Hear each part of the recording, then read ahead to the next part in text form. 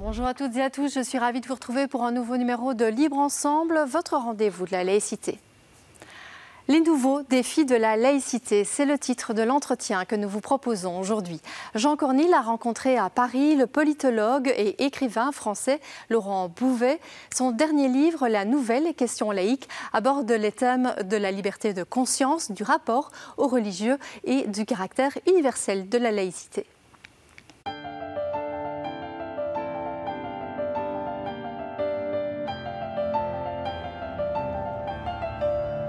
Nous sommes à Paris, devant la statue de la Liberté, sculptée au XIXe siècle et modèle de la statue de la Liberté aux États-Unis, en 4 fois plus grand. Pourquoi? Parce que je vous propose une rencontre avec Laurent Bouvet, qui a consacré nombre de ses travaux aux 3 grandes valeurs de la République, liberté, égalité, fraternité. Laurent Bouvet est également professeur de sciences politiques à l'université de Versailles-Saint-Quentin en Yvelines et l'auteur de nombreux travaux sur le sens du peuple et l'insécurité culturelle. Son dernier livre, La nouvelle question laïque, interroge les fondements de la laïcité face à l'individualisme et face au communautarisme. Je vous propose de m'accompagner à la rencontre de Laurent Bouvet.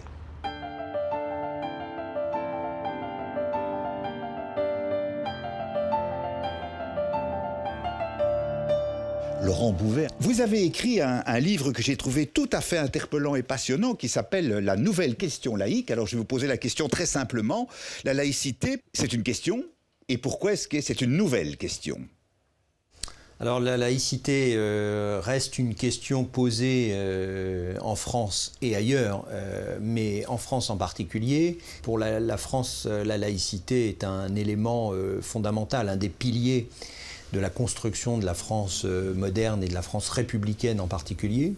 Ça reste une question pour une raison simple, c'est qu'on n'a jamais fini de travailler dans le commun français, dans ce qui nous rassemble, ce qui nous unit comme Français, ce qui fait qu'on est des Français. On n'a jamais fini de travailler cette question de notre lien à la fois à la liberté de conscience, à la liberté, comme on dit, de croire ou de ne pas croire, mais qui va bien au-delà, qui est notre rapport aux religieux, dirait-on de manière générale, et à l'ensemble des croyances et à leurs effets dans la société. On n'a jamais fini de le travailler parce que ça fait partie justement de la manière dont on est français dans la modernité. Et on a à la fois une proximité du fait de la longue histoire catholique notamment, et en particulier avec des heurts assez violents. On peut penser aux guerres de religion par exemple au XVIe siècle en France, mais la longue tradition, la longue histoire de ce pays catholique, de ce pays très chrétien, etc., la fille aînée de l'Église, absolument, avait-on coutume de dire. On n'a jamais fini de travailler ça parce qu'il y a eu une rupture. La Révolution française a été une grande rupture, mais la question religieuse n'a pas disparu du jour au lendemain. Et donc on l'a traité, on est d'un pays qui était un pays très chrétien, un pays de christianisme, de terre chrétienne. On a fait une terre où les hommes étaient capables de s'émanciper, soit en restant chrétiens, soit en refusant de continuer de l'être, ou en étant religieux, de croire et en refusant de continuer de croire, de rester ensemble et de construire ensemble une nation nouvelle. Voilà. Donc, et la République, c'est la laïcité, notamment cette fameuse loi de 1905 qui reprend les principes, même si le mot laïcité ne figure pas dans la loi, c'est un paradoxe. Que vous reprenez dans votre livre d'ailleurs. Mais cette grande loi a permis ce qu'on a appelé la réunification des deux France, celle qui croit, celle qui ne croit pas, celle de la rose et du réséda du fameux poème. Donc on a permis cette... voilà, de faire une France moderne à partir véritablement du début du XXe siècle sur cette question. Donc la laïcité est très importante de ce point de vue et on continue de la travailler.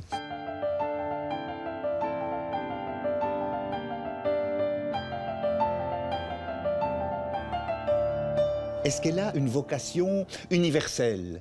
dans la perspective cette laïcité à la française? Alors, la laïcité a bien sûr une vocation universelle. Ce n'est pas, d'abord, ce n'est pas simplement, la laïcité n'est pas purement française. Il y a une manière spécifique d'être laïque en France et la laïcité a cette importance que je soulignais. Mais elle a une vocation universelle, pas parce que la France serait le phare qui éclaire le monde. Hein. C'est pas pour ça. On se méprend souvent sur l'universalisme français. Je crois qu'il y a une blague en Belgique qui dit que quand il y a de l'orage et des éclairs, pourquoi est-ce que les Français se mettent à la fenêtre? Parce qu'ils pensent que Dieu les photographie. J'avais entendu cette blague gentille des Belges sur notre compte. Bon, l'arrogance française, etc. Très bien, mais c'est pas ça l'universalisme. L'universalisme, c'est ce qu'on pourrait appeler un universalisme de réitération, réitératif. C'est-à-dire qu'on trouve en fait dans toutes les cultures, dans toutes les civilisations, les mêmes aspirations. C'est-à-dire que vous avez, si l'on prend, et c'est là on va vers la nouvelle question laïque qui se pose à la France, je vais y venir évidemment pour répondre à votre question, mais on trouve aujourd'hui dans les pays, par exemple dans le monde musulman, arabo-musulman, des aspirations très fortes et on le voit en particulier chez les femmes, qui sont les premières à subir évidemment l'oppression, lorsqu'il y a une oppression au nom de la loi de Dieu, et ce sont les femmes le plus souvent qui sont en première ligne et qui subissent cette oppression, cette soumission. On le voit évidemment aujourd'hui de manière très importante partout dans le monde, en particulier dans le monde arabo-musulman. Eh bien, il y a cette aspiration, notamment de ces femmes, à se libérer au nom précisément de la liberté, pas de ne plus être musulmane en l'espèce, mais de croire et de vivre leur foi comme elles l'entendent, d'une manière qui n'est pas soumise à la volonté et à la pression, voire à l'oppression de leur milieu, de leur famille, de leur mari, que sais-je. Et donc ça, c'est quelque chose de tout à fait essentiel. C'est ça la laïcité. C'est cette liberté fondamentale pour chacun de pouvoir croire ou ne pas croire comme il l'entend, sans que les autres aient quoi que ce soit leur dire. Que ce soit l'État, la puissance publique, ou que ce soit ses co-religionnaires. Vous voyez, donc ça, c'est très important. Et alors, nouvelle question laïque. Pourquoi nouvelle? Absolument. Pourquoi? Je parlais de la loi de 1905, je parlais de l'Église catholique. Bon, aujourd'hui, ce n'est plus la question principale et ce n'est plus la manière principale dont elle se pose. Il y a bien encore des débats sur est-ce qu'il faut financer sur fonds publics. Alors ça va paraître évidemment à nos auditeurs belges, mais est-ce qu'il faut financer sur fonds publics l'école privée, essentiellement les écoles catholiques en France? Il y a une forme de financement public des écoles confessionnelles qui existe depuis la fin des années 50 en France pour assurer un service public de l'éducation au-delà de ce qui est assuré par l'État directement. Bon, donc il y a des débats encore, ce qu'on appelle la guerre scolaire, qui a été le lieu où s'est prolongée la question de la laïcité tout au long du XXe siècle en France. Il y a encore des questions qui se posent. On pourrait parler de l'outre-mer française où la laïcité ne s'applique pas dans la plupart des départements d'outre-mer. Ah, la Réunion, non, vous avez des situations extrêmement différentes, mais qui sont hors du droit commun de la laïcité. En Martinique, en Guadeloupe, oui, mais dans les autres, c'est la Guyane, la Réunion, la Nouvelle-Calédonie, vous avez des choses tout à fait différentes. Bon, bref, tout ça, ce sont des questions. Mais ce n'est pas ça l'essentiel. L'essentiel aujourd'hui, c'est que depuis 30 ans en France, il y a une religion qui s'est installée, qui est devenue la deuxième religion française, qui est l'islam, qui n'existait pas, sauf dans les colonies, mais pas en métropole, en 1905, et qui n'a pas existé de manière importante et visible dans sa visibilité publique avant l'immigration des années 60-70 et de ses conséquences ensuite d'installation avec les familles, etc. à partir des années 80 et l'installation véritablement de toute une population dont la religion et la culture est d'origine musulmane. Donc là, on a eu la montée de nouvelles préoccupations. La préoccupation de visibilité, construire des édifices. En 30 ans, se sont construites 2500 mosquées en France. Il y en avait combien il y a 30 ans? Mais il y en Très avait peu. pratiquement pas. Il y avait la Grande Mosquée de Paris qui était construite dans les années 20 sur fonds publics parce que c'était pour remercier les combattants musulmans de l'Empire colonial français dans la Première Guerre mondiale. C'était très spécifique, donc il y avait une loi spécifique pour pouvoir financer publiquement, parce que c'est interdit évidemment par la loi de 1905, cet édifice, mais c'était à peu près tout. Il y avait donc rien. Et en 30 ans, s'est construite une présence de l'islam en France, pour ne pas dire de l'islam de France, qui serait spécifique, mais donc c'est une situation nouvelle. Or, dans cette période, ces 30 dernières années, pour aller vite, ou 40 dernières années, si on prend aussi la révolution iranienne, nous sommes l'année de la révolution iranienne, eh bien, dans le monde, l'islam a aussi changé considérablement. Il y a eu ce qu'on appelle, ce que des chercheurs, je pense notamment à Mohamed Cherkaoui, un sociologue qui a travaillé sur ce sujet, appelle l'islamisation de l'islam, c'est-à-dire le fait qu'il y ait une réappropriation identitaire dans toute une partie de l'islam, des islams, devrait-on dire, partout dans le monde, sous des formes très différentes. La révolution iranienne, les chiites, le salafisme et le wahhabisme, et le salafisme qui en est extrait dans la péninsule arabe, des formes nouvelles qu'on peut regarder dans d'autres pays également. Donc il y a eu cette transformation qui a eu un effet sur les populations qui avaient émigré, évidemment, en Europe et en particulier en France, des Algériens, des Marocains, des Tunisiens, des Turcs, des Africains d'Afrique subsaharienne, et qui ont vécu aussi cette islamisation alors qu'eux étaient installés dans des pays européens, au moment aussi où il y avait la crise économique.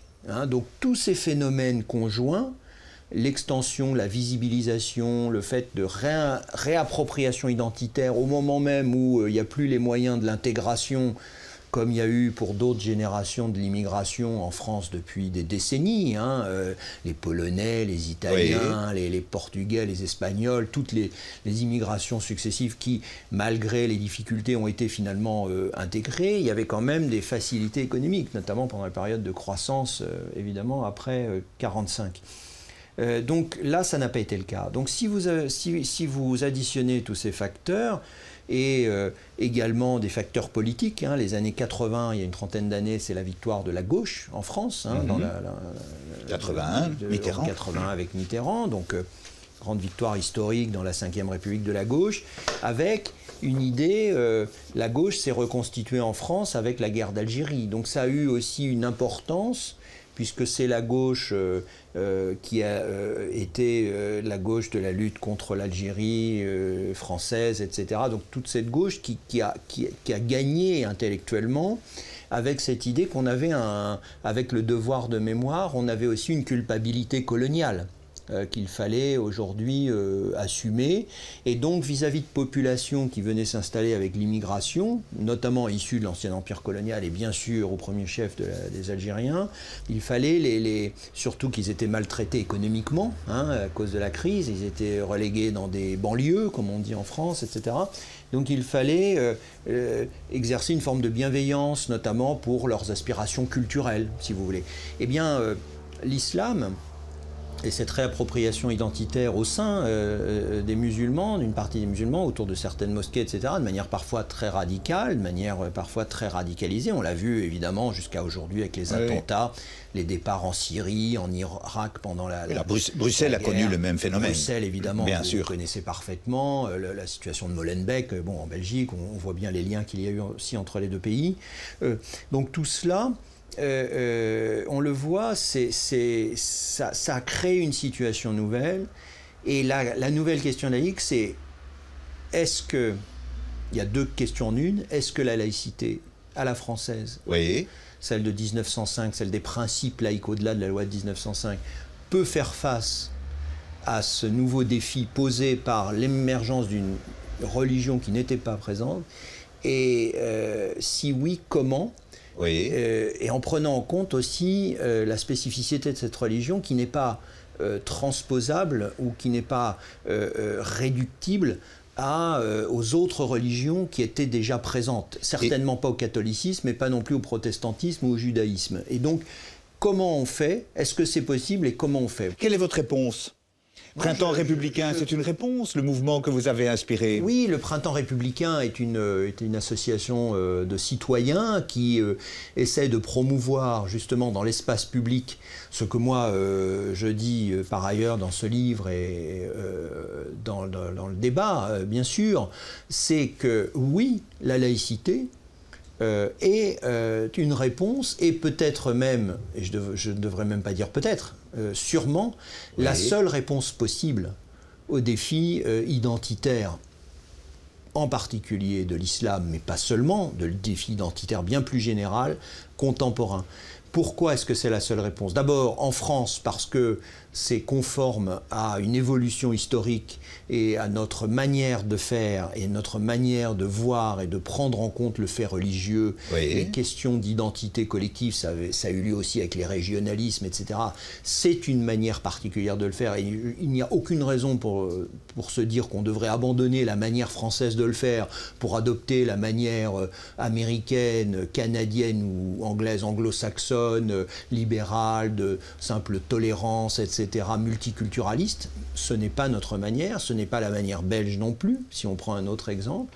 C'est une manière particulière. Il n'y a aucune raison qu'on l'abandonne, c'est la nôtre. C'est ainsi qu'on a évolué historiquement avec tous les effets qu'on connaît.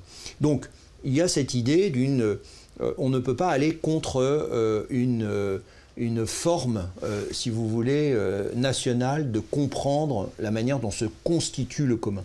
Et puis, deuxième réponse, deuxième idée encore plus importante, en rapport avec l'universalisme dont on parlait plus haut, la manière française de voir la laïcité, ça peut être aussi une bonne manière, au-delà de la France, oui, de proposer peut-être à d'autres, et quand on discute, ça m'est arrivé encore récemment avec des musulmans d'origine turque en Allemagne, qui m'ont dit « mais votre modèle, c'est celui-là qu'il nous faudrait ». C'est-à-dire un modèle qui met à distance l'ensemble des cultes, qui sépare complètement l'État et les cultes, qui met à distance les cultes, mais qui protège aussi le citoyen à l'intérieur de sa communauté, entre guillemets, religieuse, et qui lui permet d'exercer pleinement sa liberté, y compris sa liberté de culte, sa liberté de religieuse. Et donc ça veut dire que la laïcité à la française, ce n'est pas seulement parce que c'est comme ça en France et donc on va continuer, c'est aussi parce que par rapport aux défis du monde contemporain, de ce que j'appelle l'entrée dans l'âge identitaire du monde depuis maintenant 30-40 ans, la laïcité, la manière de mettre à distance les identités différentes pour constituer du commun, c'est tel qu'on l'a fait en France, ça peut être un modèle non pas réplicable simplement à l'identique, mais dont on peut s'inspirer bien au-delà de la situation française.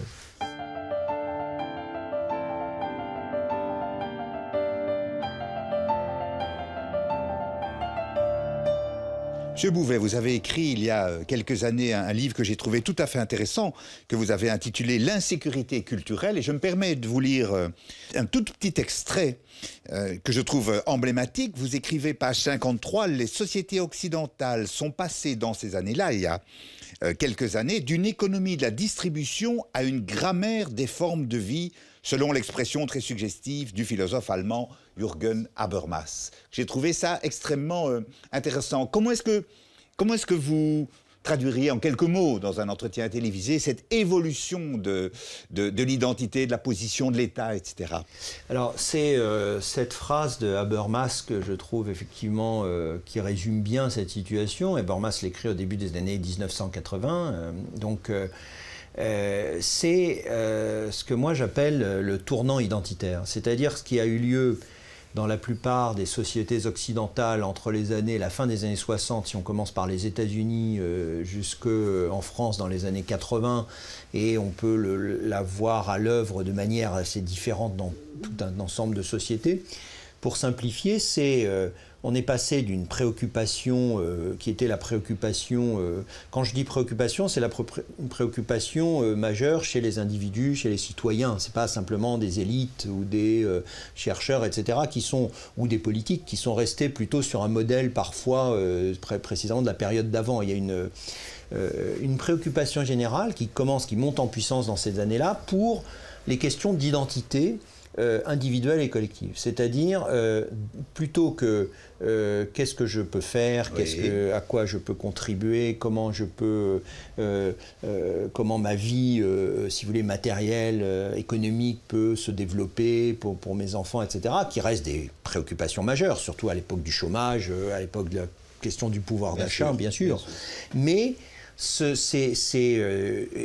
à monter en puissance et de manière extrêmement forte, et notamment dans certains secteurs de la population, dans ce qu'on appelle les minorités, qui pouvaient être discriminées dans le droit, qui pouvaient être défavorisées dans l'accès à l'emploi, au logement, à l'éducation, etc., notamment les populations d'immigration récente, en partie les femmes, les homosexuels, des minorités régionales, on le voit par exemple avec la Révolution tranquille au Québec dans les années 60, si on prend un autre exemple, des aspirations identitaires, avoir reconnu non pas simplement une égalité de droits, comme dans le mouvement des droits civiques de Martin Luther King, la demande d'une égalité des droits face à la ségrégation, mais à partir du moment où cette égalité de droits est plus ou moins acquise, ce qui arrive à partir des années 70-80 dans la plupart des grandes démocraties occidentales, là de demander pas seulement l'égalité de droits, mais la reconnaissance d'une identité particulière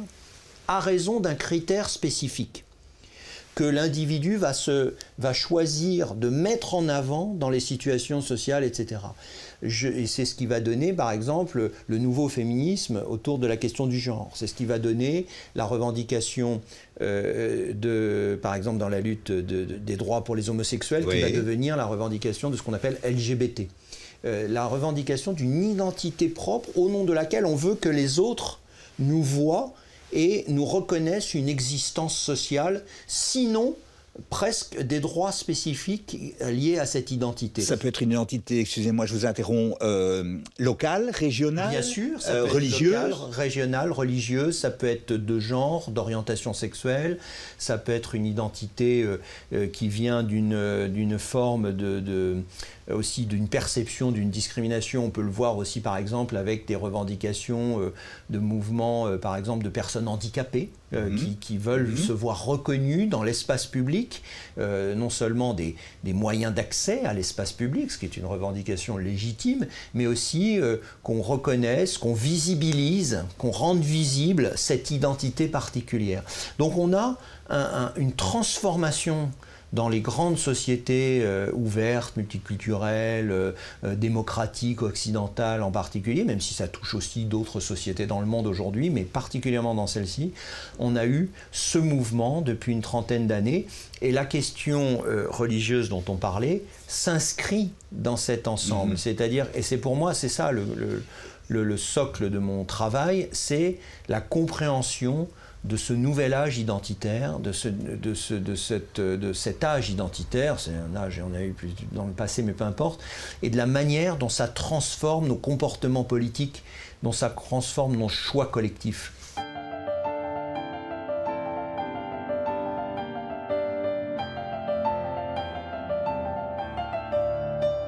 Est-ce qu'on peut dire qu'il y a une forme d'épuisement alors de la question sociale, de l'appartenance ou de la catégorisation socio-économique?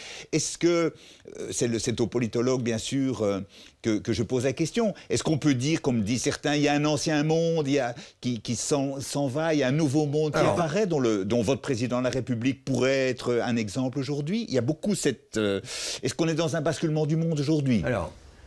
L'ancien monde, nouveau monde, moi je n'emploie pas ces vocabulaires-là, évidemment, parce que, bien évidemment, les phénomènes sont des phénomènes extrêmement de très long terme et qui s'entremêlent. Et par exemple, quand j'ai parlé d'insécurité culturelle, on m'a reproché de ne pas parler d'insécurité économique et sociale. Ça veut dire d'abord que les gens qui m'ont dit ça m'ont fait ce reproche, n'ont pas lu le livre, ça c'est une évidence, mais surtout l'insécurité culturelle, le fait de se sentir en difficulté par rapport à sa propre identité au sens culturel, donc on venait de définir très largement, n'est pas du tout incompatible et surtout est le plus souvent lié à des formes d'insécurité économique et sociale.